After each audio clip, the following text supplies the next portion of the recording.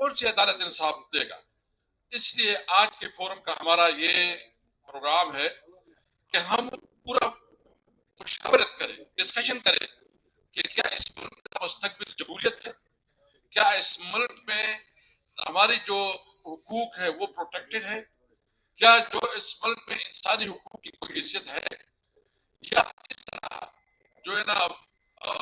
बनाना Republic है, जंगल का कानून है, फाइट इज राइट, इस तरह होगा। इसलिए हम सब आज के लिए एक लाइमल देना चाहते हैं। 8 फरवरी को जो हुआ, ये वोट क्यों पलटा का वोट चोरी हुआ है, ये बुनियादी तौर पर आवाम से उनका बुनियादी हक छीन लिया गया।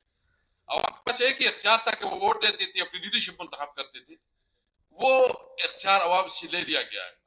अभी आवाम की इस प्लेटफॉर्म से एक भरपूर मशावरत हो कि 8 फरवरी ये एक ब्लैक डे के तौर पर पूरे पाकिस्तान में मनाई जाए, क्योंकि अगर ये इसको हम इसके खिलाफ आवाज न उठाई, इसके खिलाफ जद्दोजहद नहीं की, तो फिर तो बस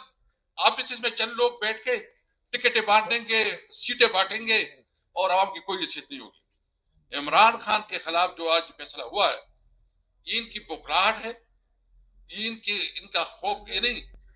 गौर साहब से मैं पूछना चाहता हूँ, किसी वकील को बताया गया, कोई वकील था उधर